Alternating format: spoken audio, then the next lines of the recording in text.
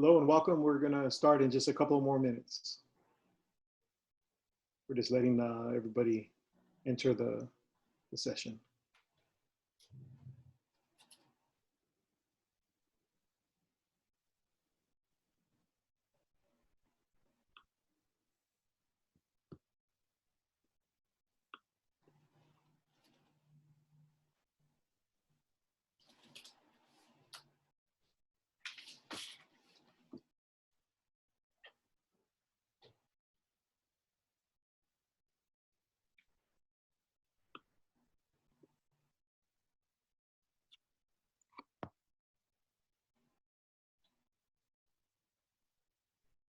Okay, we'll go ahead and get started.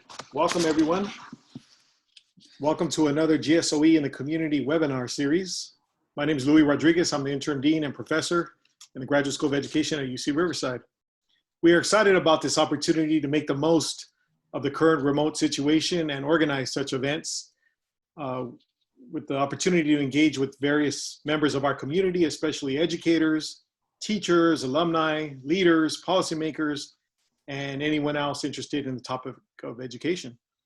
Our goal is to identify some of the most relevant topics, and our goal is to capitalize on the research, experience, and lessons learned from the many education scholars we have here in the Graduate School of Education at UCR.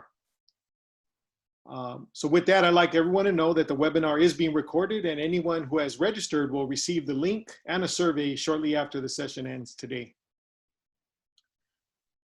Today's webinar's title is Educating for the Election and Beyond, Tools and Resources for Educators. While it is always important to emphasize the importance of elections and the voting process, we thought it would be particularly timely to address how educators can incorporate the election and voting in the classroom. If you think about it, understanding and knowing how to vote is a form of literacy. There's a skill set and knowledge base, and it's vital that everyone understands this. But what is the role of teachers? What are some possibilities with approaching these or including these kinds of topics? What are some challenges?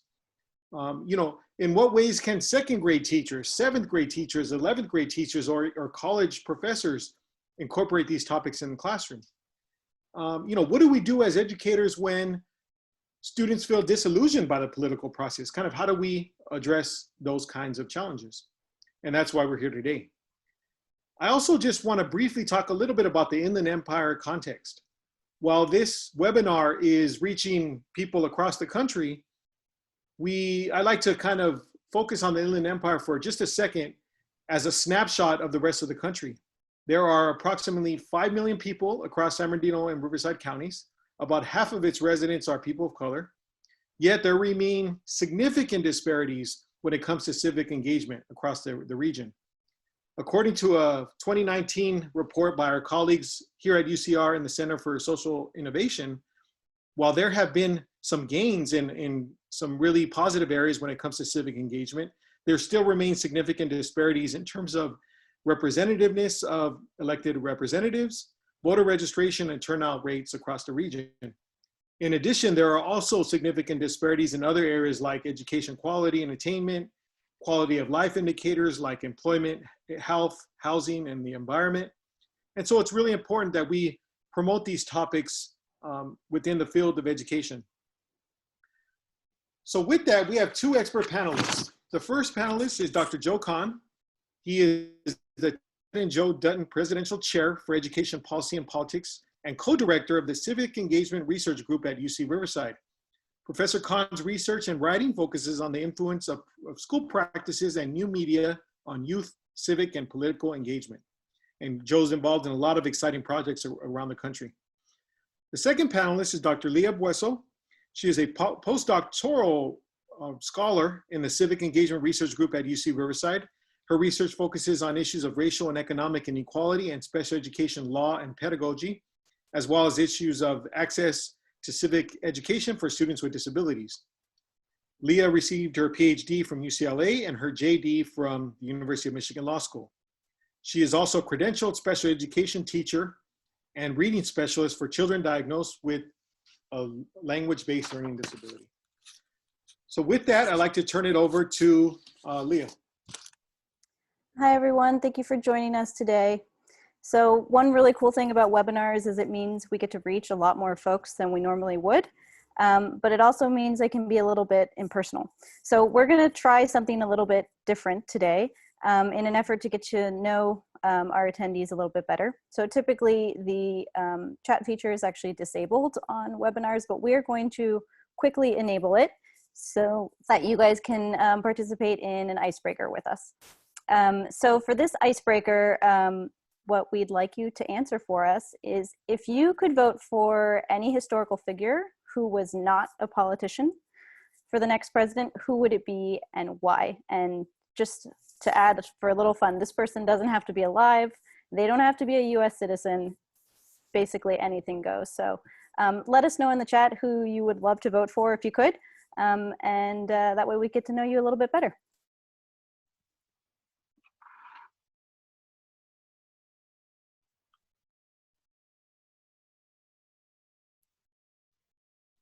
Nice. We've got one Robert Kennedy.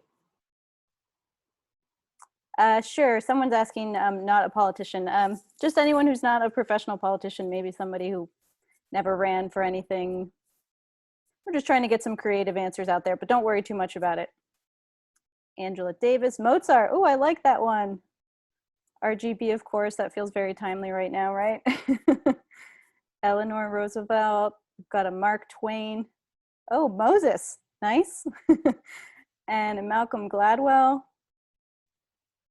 Let's see, James Baldwin, MLK Jr., Kareem Abdul-Jabbar. Totally. Totally. I love that one. That's awesome. My abuela, because she would feed everyone. Oh, totally. Mine too. That's awesome. I think, I don't know, for my answer for this might be Amelia Earhart. She seems like she was pretty strong and a go-getter in her time. Joe, I don't know if you have one that you want to share, but yeah, I wasn't being very creative, so I was thinking RBG, but I'm liking sort of imagining a ticket of Angela Davis and Mozart. Yeah, that would be pretty darn cool, right? We got a Harriet Tubman too, and Maya Angelou also just came in. So that's great. Thank you guys for indulging us. We're going to actually disable the chat now, which goes back to our regular scheduled performance, and move on. So welcome everybody. It's great to have the chance to be with you today and talk about all of this. Just to give you a sense of our agenda, we've done the icebreaker and we're now doing the agenda. We're going to then talk a good bit, Leah and I, about some of the issues that highlight the importance and possibilities of teaching about voting in the elections, try to share some examples, and we definitely want to leave some time for question and answer at the end. So we're just really looking forward to it. So without slowing things down at all, maybe, Louie, you're going to say something about our Zoom reminders? Sure, just a couple of quick reminders. The Q&A feature is enabled, so you will be able to submit questions throughout the presentation. If we are unable to answer your questions live, don't worry, we will reserve time at the end of the presentation for any remaining questions. And if you did not register for the webinar, but would still like to receive the recording and slides, please email Deanna Wheeler, and her information is there on the screen. The goal is really to engage in this webinar for about 40 minutes or so, and then we're going to try to stick to that, and then we'll have even more time for Q&A shortly after that. I've asked Joe and Leah to start providing a little bit of context about why we should talk about voting and elections in schools. So if you can get us started. Awesome. Thanks, Louie. Yeah, so believe it or not, when we all turn 18, we do not magically morph into engaged and active voters, although that would be really cool if we did. So just like any other skill that educators need to talk about in school, voting is a skill that also needs to be taught and needs to be practiced. And when you think about the purpose of schools and how they are supposed to prepare students to be able to participate in their democratic society, it's perhaps a bit concerning that we don't talk about voting and how to vote more explicitly and more widely in schools. But the good news is that when we do talk about voting in elections in school, youth were actually found to be turn out to vote at a rate that was 40% higher. So that's definitely a good place to start off in terms of there's work to be done, but there are good possibilities ahead.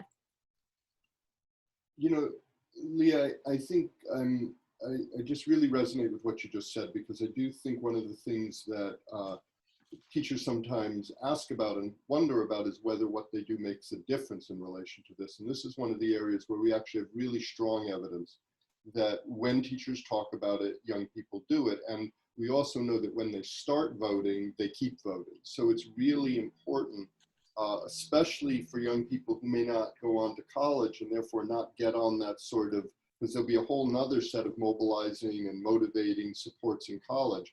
But if they're not there, they often don't get that. And then we get a lot of inequality with respect to who votes and turns out.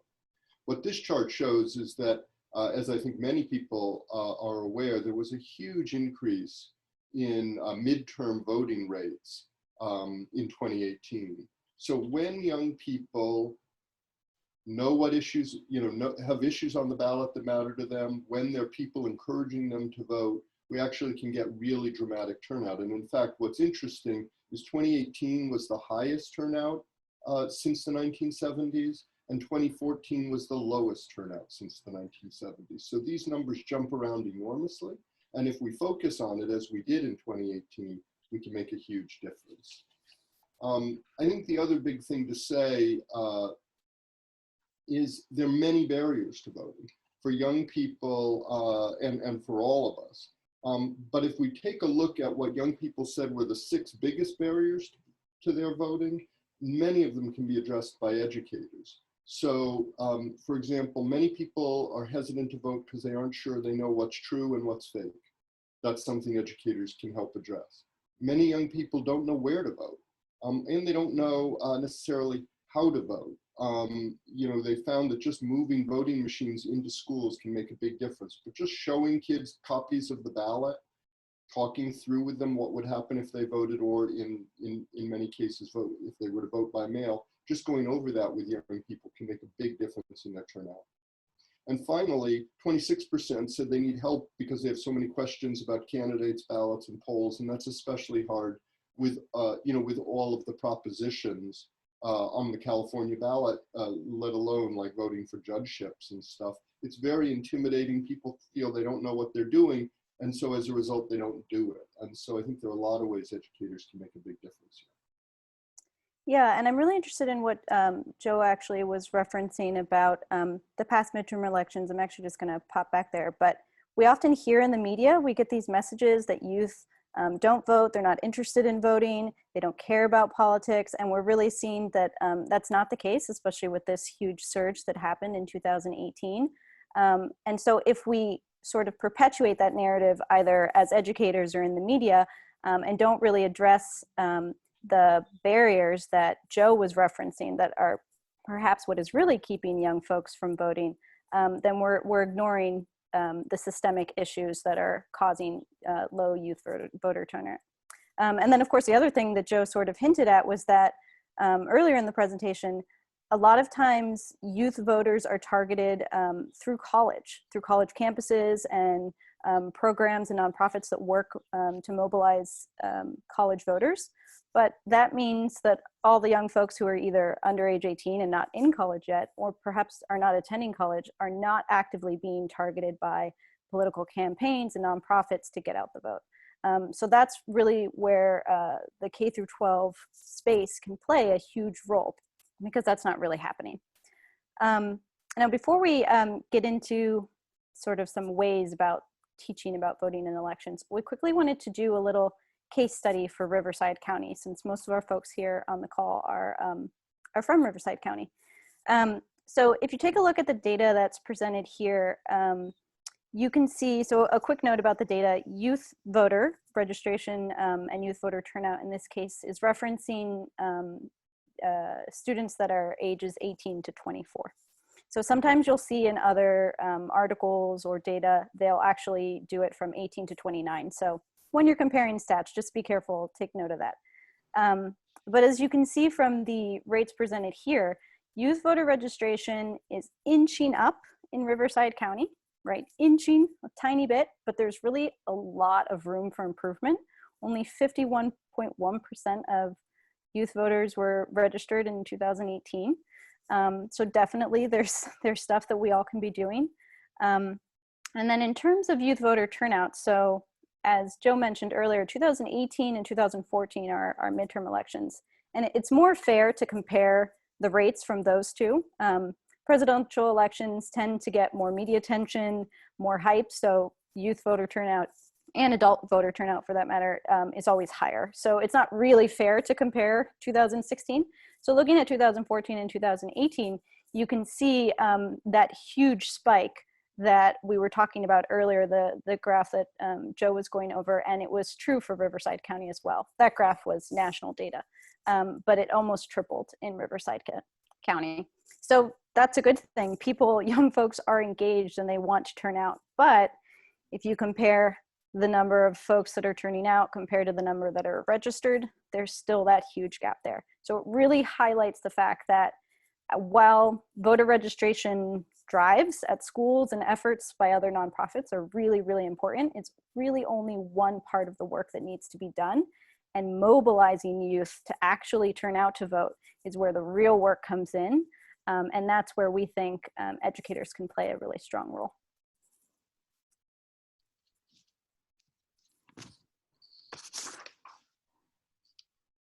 So this brings us to our first overarching question for this webinar.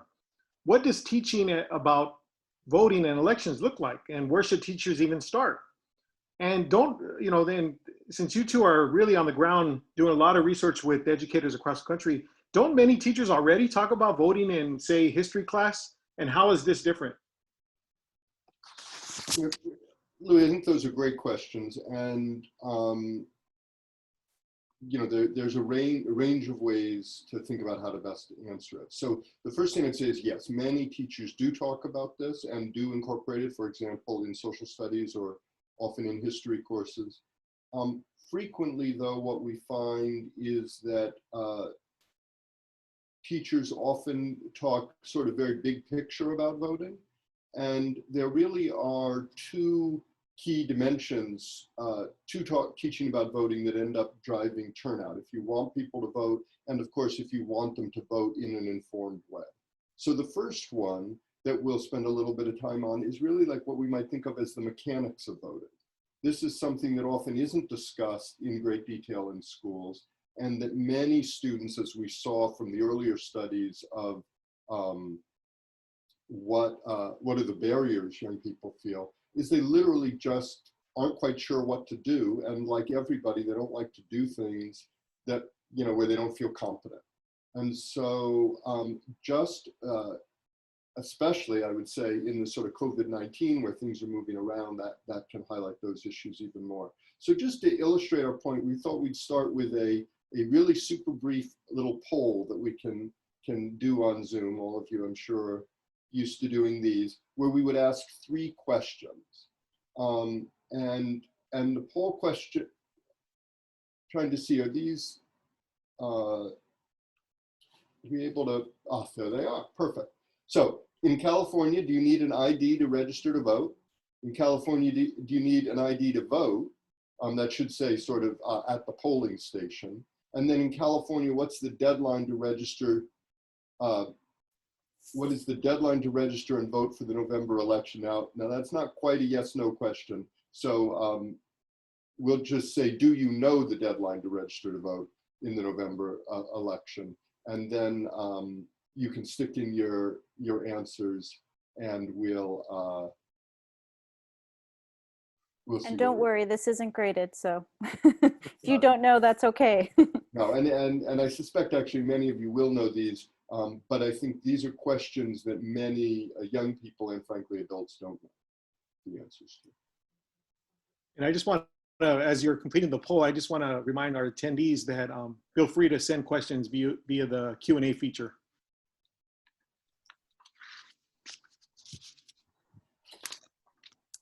And then whenever you're ready, Louie, I think you just present the results to us.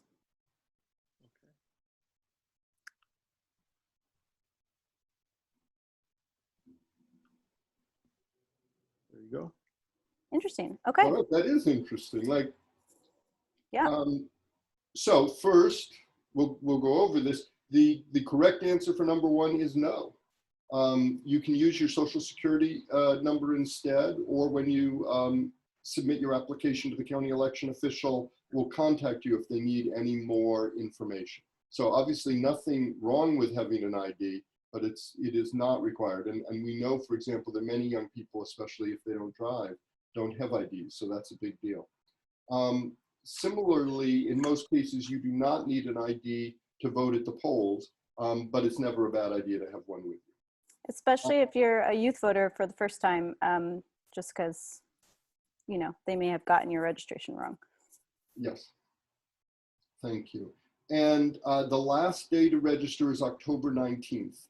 But there is also a conditional same-day registration available for anyone who misses the deadline. Of course, we do not recommend that because it will add a great deal of complexity to the whole thing. And it's not surprising that many of you wouldn't know that deadline, both because it's not promoted that much and because I'm sure many of you are already registered, so you don't have to worry about that. But I think what we see, even with this group that cares about this issue more than most, there are a lot of these kinds of things that people just don't know. And so talking about the mechanics of voting, especially with people who've never done it once, can be really a powerful thing to do. Yeah, I think that's great, Joe. Most of us, I mean, at least myself, I can't remember the first time I voted, and most of us probably can't. But it can actually be a pretty intimidating process, right? And we all know that our students do not like to be embarrassed or do something they don't feel confident in. So while this seems like very, I don't know, basic information to present, it's something that can cause a lot of very real hiccups for youth when they're turning out to vote, and might be the thing that prevents them from doing so. So going over this kind of information in your class can very easily make them feel empowered and more confident, and it might even make them more likely to share this information with their friends and relatives or community members who might sort of have the same sort of uncertainties. Yeah, and I mean, I do think there'll be some things in this election that will be helpful because people will be getting vote by mail ballots sent to them. And of course, many of us vote by mail all the time anyway. And once you start with that, you can stick with that. Many people, of course, like to go down and vote in person, which will still be an option. For people who are interested in this, and especially in sharing this information with their students, we're going to be sending you a whole bunch of resources at the end of this webinar, or at least not too long after it ends, once it's all collated. But one of those will be a document that has information on how to vote, resources both for California broadly and focused on Riverside County. So everything from a website that can tell you or your students if they're registered, a website that can help kids pre-register, because of course in California we can do that, a website to tell you what to do if you have disabilities, and other ways to get support in voting, where your polling place is. All that information is going to be, or the links to all that information will be on the document that we'll send out.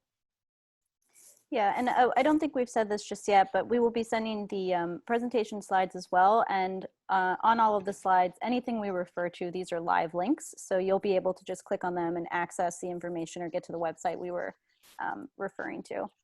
Oh, Leah, if I can just jump right Sure. back in, because I just remembered one other thing that I wanted to say about this. I think one of the other key things, especially for folks who are teaching, say, middle school or high school students, the vast majority of whom aren't old enough to vote, and of course some people, even when they are 18, aren't documented and therefore are not able to vote, is that there are lots of things that young people can do to promote the voting of others. And so, for example, just sharing some of this information about how to register, where to vote, how to vote, any of that kind of stuff, by educating your students, you can, in very real ways, empower them so that even if they don't have the opportunity to vote in this election, if they care about the election, they can support others to be able to vote in the election. Yeah, and I think, Joe, I'm probably going to forget the name of the actual study, but there's a study out there showing that adults are actually more likely to vote if their kids remind them or sort of pester them about it. So our students who are under 18, even though they may not be casting a ballot themselves, can be sort of the pest at home to remind their parents and family members to get out there as well. So if we empower them with that information, you know, then they can hopefully take up that torch. But as Joe referenced, for sure, going over sort of the deadlines, checking your registration, looking up your polling place, all of that is super, super helpful and necessary. Another sort of lesson that you could do is actually giving students the chance to practice voting. So a lot of youth and adults don't know or don't realize how many people they're actually going to be voting for. So like this general election, we're going to be voting for not just the president, but senators, House of Representatives, mayors, city council. There are so many different officials on the ballot. And so giving students a chance to see what a practice ballot looks like and going through it so that they can kind of figure out, wait, what information would I have liked to have known or would I like to know so that I can do this well, right? And consider all of the positions that are on there. And so the links that we include here are all websites that help either provide a sample ballot for students so that you can access there. And there's also a couple resources we've tagged here that will help if you want to go over research with the candidates and the propositions themselves with your students. So this is a really, really great way to motivate students to vote.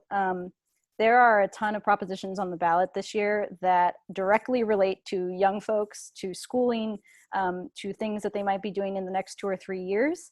And it only takes really one reason to get them to go out and cast their ballot. So if you can hook them on a proposition or you can hook them on a candidate, you know, then they're there. So iSidewith and Ballotpedia are both really great websites that we recommend for doing research or any sort of projects with students to help them understand like where they stand on issues and what it's like to actually cast a ballot.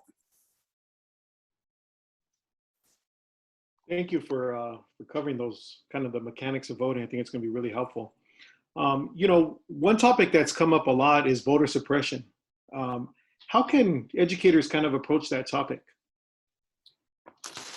You know, such a key issue, and I do think it's something that young people will have heard a good bit about and thought about and be concerned about. So I think you're right, Louie. It's something that it would be great for teachers to talk about with students. Certainly voter suppression is a very real concern for us today.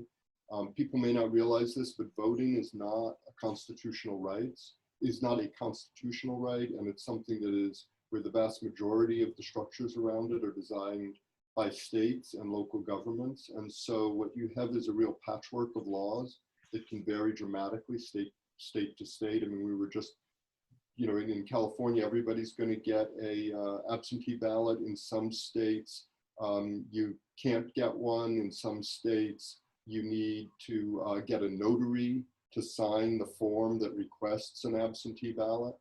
You know, so the levels of complexity around that are enormous. In some states, your ballot just has to be postmarked by the date of the election. In other states, it has to arrive by the date of the election. So you can imagine a great deal of confusion around all of this. Some of the laws are also just poorly written. So some may be written in ways that are intentional to constrain the vote, and some may just be poorly written, and some may just be a combination of that. So there's a lot going on. But we think talking about that with students, talking both about the history of it, but also talking about the current situation is important. One thing we include a link to in our resources is a great video titled "So You Think You Can Vote" that teachers can use, just a brief sort of 7 or 8 minute video that goes over many of these issues and sort of highlights some of them. But I do think that one of the things that is true of all of us, and probably true of young people, is the motivation to do something becomes greater when you realize that some people don't want you to do it. And so there are just a lot of reasons to talk about voter suppression and about how that, how people can push back and make sure that everybody gets access to this fundamental right. Thanks. Leah, I know you've been an educator, and I know Joe and Leah, you are all involved in working with educators who are trying to kind of address these topics. What can teachers do specifically to address some of these topics, such as voter suppression? Yeah, well, so a very common way to talk about voter suppression is people will take it from a historical angle. They'll talk about women's suffrage, which is very popular this year because it was the anniversary year. They'll talk about the 1965 Voting Rights Act, especially in the context of maybe like a history class. And that's great. There's nothing wrong with teaching it that way. Some additional ways that you could incorporate to really engage students is to let them know that voter suppression is not just something that our grandparents or great-grandparents dealt with. It's something that we're still dealing with today. The video that Joe referenced actually does a pretty good job of highlighting an example community where they're dealing with a lot of voter suppression hurdles.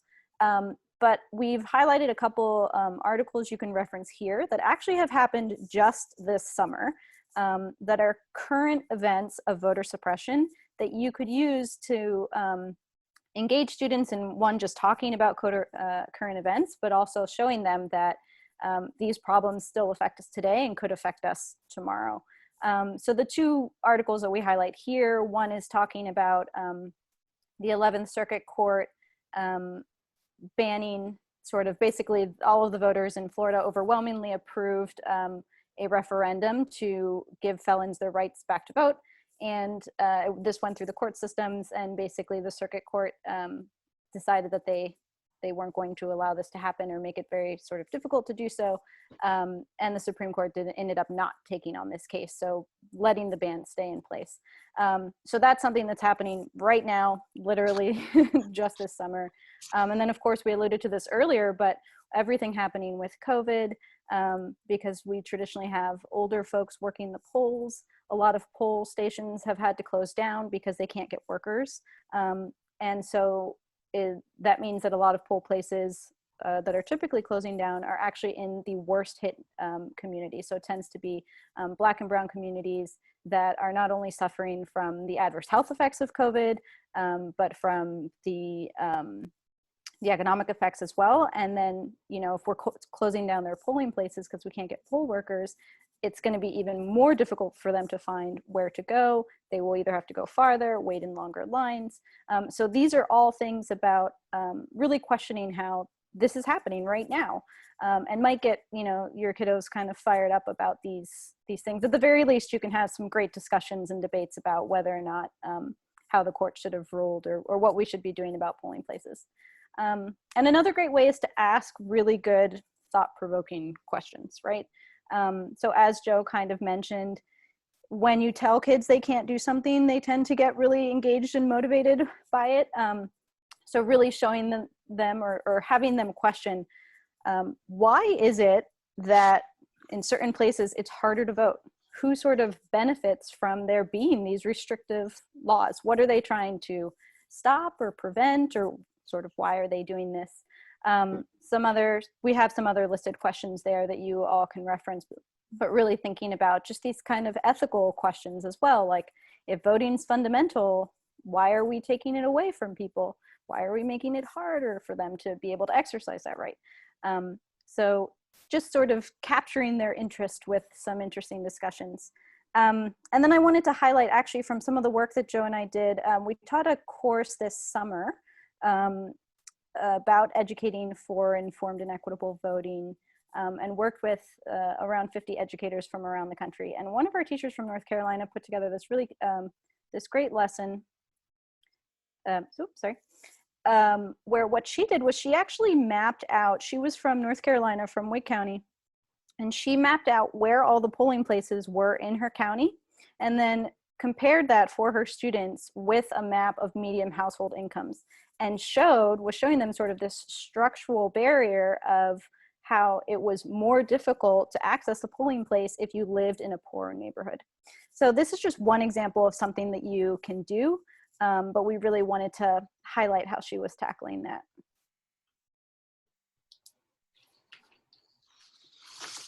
So I think I'll just say, just to add one more thing on to what you just covered there, Leah, which I thought was super helpful, just because I saw two comments in the chat. How can educators navigate talking about voting in a moment that's especially sensitive to political influence? And is there an argument for making voting mandatory? And what I think is wonderful about those two questions is I think they speak directly to the need. So the challenge of polarization is not going to go away, right? If we avoid the subject. And I think that, you know, everybody is sort of on this webinar because they want to figure out, so how do we do it? And I think a piece of that is to talk about it, but to talk about it the way educators talk about it, not to try to sort of get people to believe whatever the actual teacher believes, but to say, let's look at the evidence. So there's evidence about, you know, some of the voting laws are designed supposedly to, you know, make sure that nobody votes illegally. Well, is there illegal voting going on? This is something students can investigate and read reports about. Do certain kinds of policies help make voting more accessible or less accessible? This is stuff kids can look into. I think the question, you know, should we make voting mandatory, is a great question to ask students and see what they think. So all of that sort of stuff, when you're asking people, what do you think? You're giving them opportunity to investigate and learn about the topic so they're reaching an informed opinion.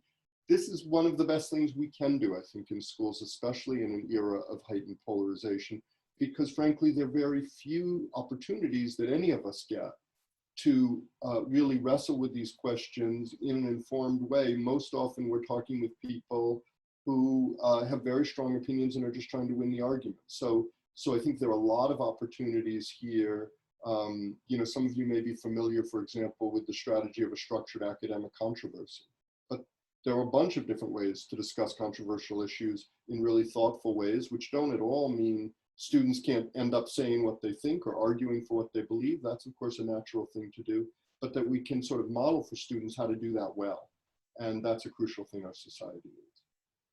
Yeah, I'd add to that by saying, I know a lot of teachers probably can feel tension sometimes that like maybe there's only one way to think about something and this is an ethical issue and sort of how could I not teach it this one way?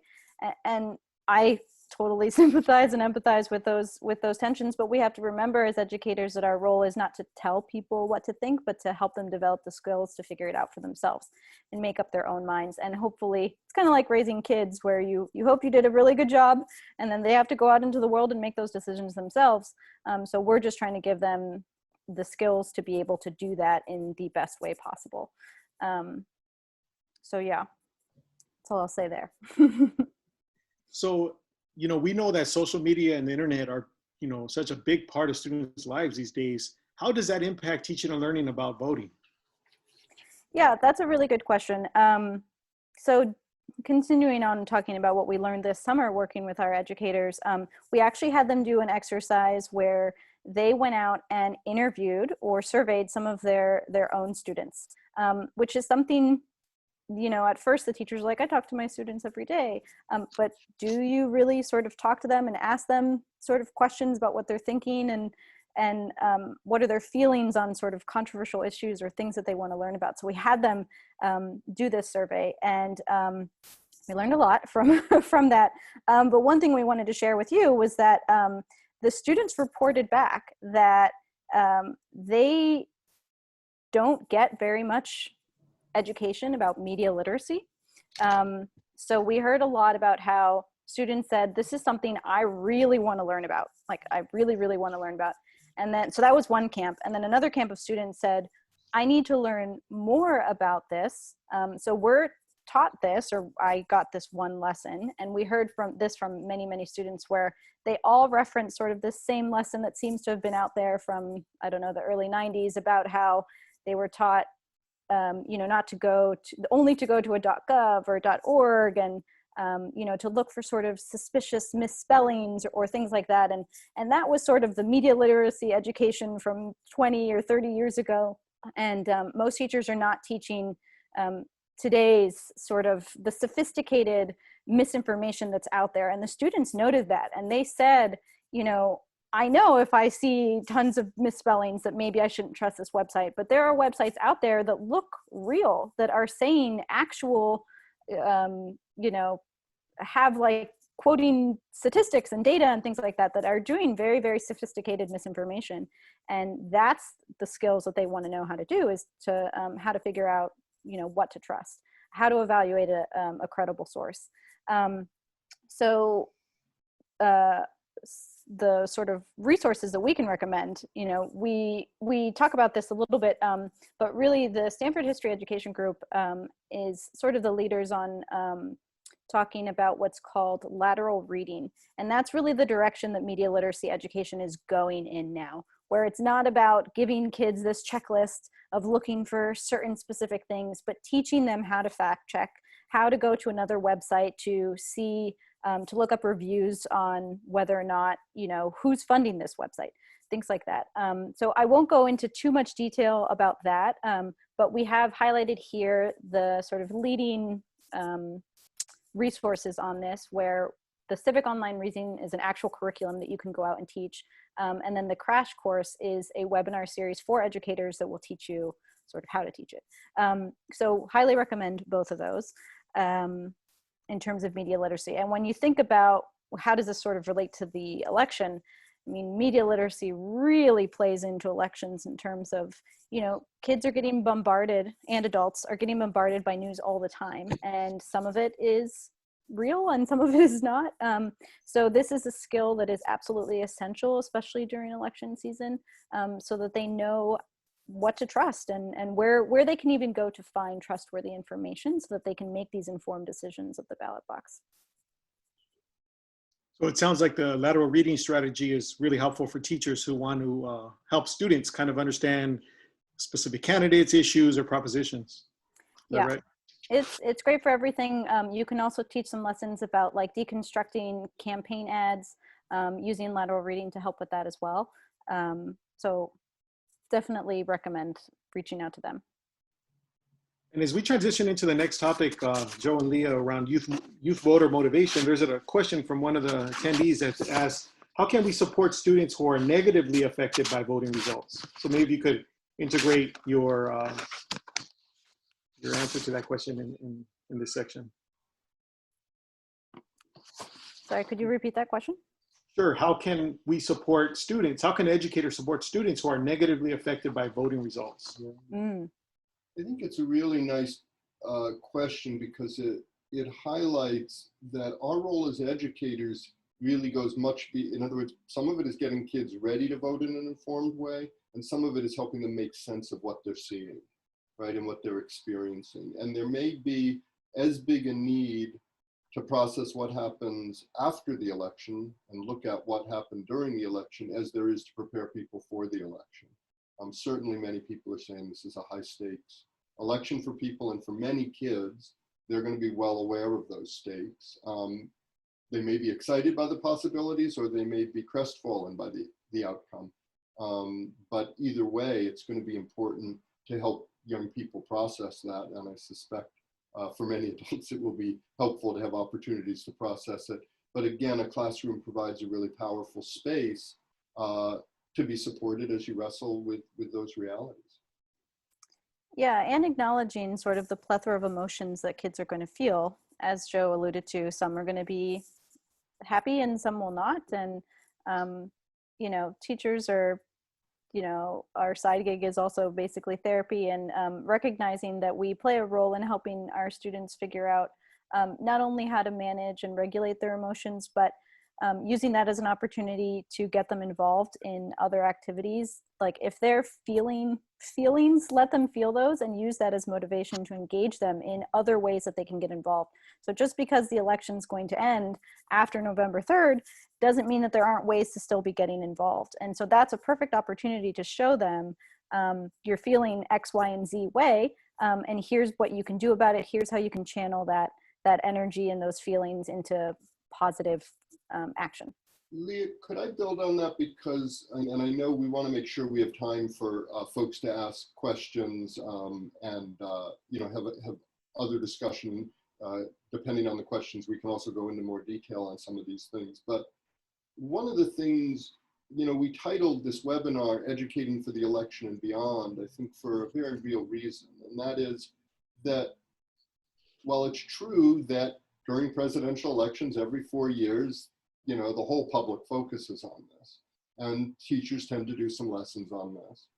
It's also true that we have to be doing civic education all the time if people are really going to be well prepared to both grapple with elections when they happen, but also because so much of what it means to be active civically and politically doesn't just occur when you vote. Voting is one of the things people get to do, but in between all those elections, there's a ton of things that young people and all of us can do that will shape the quality of our lives, you know, that will put, once people are elected, that will put pressure on them to do the things we want them to do. There are a whole bunch of propositions on the ballot this year that are going to influence many of our students, you know, young people in California's lives dramatically, right? So there's an opportunity for there's a proposition that would increase property taxes on corporations and would generate about $12 billion that would be spent on schools and communities. There's another proposition that would influence whether or not affirmative action can be applied in UC and CSU admissions policies. There's just there's stuff that has to do with criminal justice reform. So there's tons of issues that many young people, you know, they aren't jumping up to the top because so many people are focused on the presidential race, but that are going to have dramatic effects on the supports that young people and their families receive from the government and the way the government works in relation to them. And there are lots of ways for young people to be involved in those issues, not during the election cycle. So I think all of that is crucial, especially as people process whatever the outcome is from a given election. Yeah, and Joe, there's actually one directly relevant to this webinar, which is in California, everyone can vote on whether or not 17-year-olds can vote in primaries in the next election. So there's things that are directly relevant to students. And as Joe sort of noted, there's many ways to get involved. Voting is not the only way, and that's something we really stress in our course. It is one way to be a democratic citizen and to exercise your rights and your civic duty, but it is not the only way. And this is especially relevant for those of us that have students in our classroom that can't vote, or either because they're undocumented immigrants or they're not of age yet, or perhaps they have families that can't vote, whether they're felons or undocumented immigrants or for whatever reason. So really sending that message to our students that there's so many ways you can contribute, even if you're the one going out there and getting other young people your age to vote, because that's a huge need. And then in addition to the propositions, I'll just say before we pop into questions, you know, another thing to highlight is really important is down ballot voting. And by that, I just mean the things that are further down along on the ballot. So if you actually ever go into statistics about how folks vote, you'll see that, you know, most people are probably voting for president, maybe senators, but as you go further and further down the ballot, they're not voting on the local elections. And as we've seen in the past several years with protests and community engagement, civic engagement among students, there's a lot of local decisions that the president does not actually decide upon. It's our mayors, it's our school board, it's our city council members, it's the sheriff, the local sheriff who's elected. So these are local positions that often don't get talked about, that kids don't know about, even adults don't know about, and they're actually going to be making decisions that will probably affect your daily life much more than the president will. So that's something to consider with students as well, is to sort of, you know, look at local elections as well as close elections. I actually kind of like highlighted just to show you what was going on in Riverside County. I, just for fun, pulled out a couple of things that happened in 2018. And these three elections, local elected officials, were decided by less than 100 votes. So when kids sort of say things like, or even adults, that my vote doesn't matter, you can kind of point to examples like this, and trust me, there are many that exist. I just pulled three, that actually it does. And you know what, if you went out and mobilized 40 people, you could have changed one of the elections on this page. So I think we'll probably get into questions now then.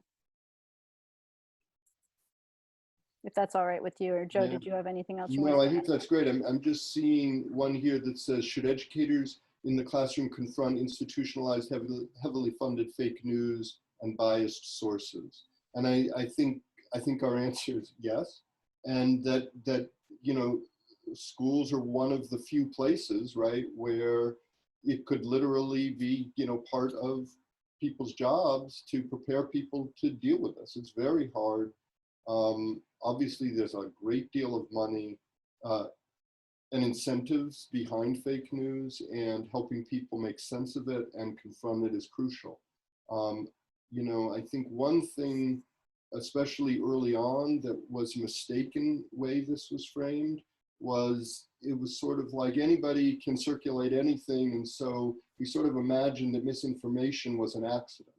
But in reality, misinformation is a result of structures and institutions strategically trying to tell people things that are false. And so we have to view it. I mean, we have political parties putting out things they know are false. We have foreign governments hiring people, spending millions of dollars to put out things that are false. So there's a structural dynamic here that we have to prepare young people for, and all of us for. You know, there were several questions submitted in advance, and I want to read a couple because I think they're directly relevant here to what we're talking about. One person asked, what if some of my students are disillusioned with voting? How should they handle that as a teacher? That's a really great question. I think that's something we have to acknowledge, especially if you work with students from low-income backgrounds or communities of color. So we know that, for example, it's the 2020 election and we still have for president 2 white male candidates who are over the age of 70. So we have not sort of fixed the system, right? And it can be disheartening for some young folks who are hoping for more progress or more representation, and they feel like, what's the point if no matter what I pick, I'm going to be picking, you know, an older white male, or someone, youth who maybe feels like there's no point in voting in California because the state's blue and they don't need me. So these are very real feelings. I think it's very important to acknowledge those feelings. And if someone feels like their vote doesn't matter, we have to figure out how to show them that it does. So some of the things we've talked about today, talking about local elections, getting them involved in local campaign issues, is a really good way to show them that, yes, we don't really get to control who's running for president, but we have a lot more control over local elections and what happens there. And so that can be sort of one way to re-engage them. And hopefully by encouraging them to get involved, either volunteering for campaigns or with nonprofits that are working on some of these issues, anything that they care about, that can be a good way to motivate them as well. But it is important to acknowledge, right? Because not everybody, a lot of people feel or have told us in the past, like, if you don't vote, you don't get to complain. And that's not really fair to say, because if you feel like you are only voting for people that don't represent your interests or your community, it can be very, very disheartening. So that is something we need to acknowledge. And I think sort of the answer is getting students engaged in campaigns to change those things, right? Let's get involved in ways to get more candidates of color out there, or whatever the issue may be. If they're worried about gun control, or school funding, or policing has been a really big issue, well, forever, but particularly coming up with youth in the last several years. So, you know, many students probably don't know that sheriffs are locally elected in a lot of places. So go to the ballot box so that you can choose who your sheriff is, and then hold them accountable for the decisions that they're making. You know, another question that came in, Joe and Leah, is this notion that we need to promote youth engagement, but at the same time, we're in the middle of a health pandemic. And how can young people get involved in this process when health and safety are a real concern in this particular? I think there's two things, you know, just that we could say quickly. I mean, one thing that Leah and I and our group are working on right now is actually a curriculum, or it's really just a 2-lesson. It's a very brief thing about how to vote safely. right? So there are ways, right, that both young people can learn how to vote safely, but our lesson is really about educating the high school students so that they can help their family and friends learn how to vote safely. Because most high school students can't vote, you have to be 18. But by giving them a set of resources, so, you know, they can. And so helping folks learn about that is going to be key. Another key issue, which is a complicated one, is the poll worker need. So historically, most poll workers are pretty old, you know, average age over 60. And there's a huge concern that because many of those folks won't be as safe or won't feel safe going and doing poll work, that they'll have to close polling stations. That's happened during some of the primaries, especially in Wisconsin. So the worst case scenario was Milwaukee, where they went down to only 5 polling stations during the primary in Milwaukee because of a lack of poll workers. Young people could be, you know, some of the less vulnerable people, depending on their particular situations. And so that might be a way they could help. But of course, they're still in a family context where them being exposed may not be safe. So it's not a simple thing by any means. And we wouldn't want educators to just say, oh, you should go be poll workers. But that is a way that for some young people, it might be a way that they could help support their communities in a context. Yeah, and this election also, so California ended up deciding that everyone is going to get a mail-in vote ballot if you are a registered voter. So first things first, make sure you're a registered voter. And we have till October 19th, so there's time. Exactly, you have to October 19th. But that's for this election. So while you can request to sort of be a permanent vote by mail voter, getting a ballot sent to you automatically may not happen past this election. Maybe it will. Maybe many states will realize, oh, this was great. Look at how much voter turnout improved. It was easier for everyone, but we don't really know. So a lot of states have sort of been granted these exceptions to send ballots out or to sort of expand their laws. A lot of states haven't also, but they're not necessarily permanent changes. So something else that when we're thinking about the safety of voting is that not just about like voting safely in this election, but in future elections, right? And what we can do to sort of like contact representatives and officials to make the barriers of voting, make them as little as possible and get everyone to have an automatic ballot, or other sort of proposals like that or something they might be interested in talking about. You know, someone also asked in advance, they asked, can you point me in the direction of voting lessons that are anti-racist? Yeah, so actually this is a really great thing. Or not a really great thing, it's actually a gap, which is that like there are not a lot of lessons out there that are anti-racist. So there are lessons that tackle racism, right? Perhaps ones that are talking about voter suppression, the Voting Rights Act of 1965, but not necessarily anti-racist. And by that distinction, I mean that, you know, they're not talking about necessarily structural barriers. There might be past events or explicitly racist people as opposed to implicit systems of racism.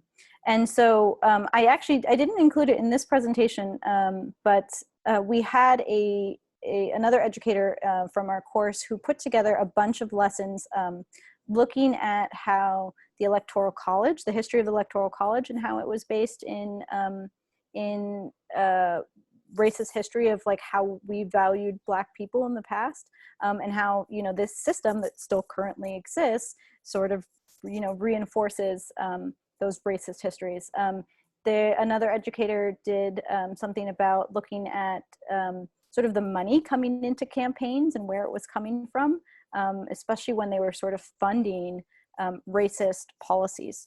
So these are some ideas of things that like educators could do, but they don't explicitly exist right now. So that's something that we all hope to be working on in the future. And of course, if, you know, you guys come up with something, please let us know. Great. So we're just about at the end of our time here. Do you have any final thoughts before we close, Joe and Leah? I mean, I guess one thing I want to definitely do is thank Deanna and Kelly for organizing all of this, and Louie, for your huge role in creating this. So we really appreciate this opportunity to share these ideas.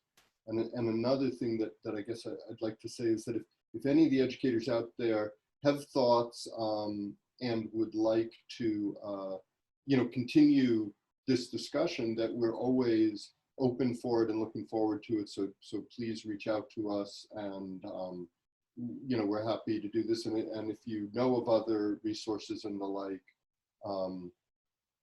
by all means, please share them with us, because we're still trying to learn as well about what are the best ways to support folks doing this. Yeah, and if there was anything we didn't answer or didn't have time to cover, or something you want a little bit more information on, as Joe said, please don't hesitate to reach out to us. Thank you. Leah, do you want to show your slide real quick with the your Twitter handle? Oh, yes, sorry. We didn't get to this, but when we send you the slides, we've listed out a bunch of resources for you all, lessons, podcasts, scholarly articles that you can reference. These are all recommended by us.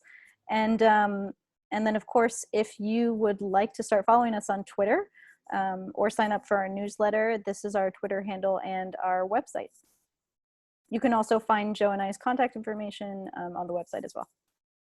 Great. Well, thank you, everyone. Thank you, panelists, for your leadership and your contributions to this really important topic. And I thank all of our attendees for joining us today. And I look forward to our future webinar series. So take care and have a good day. Thank you. Thank you.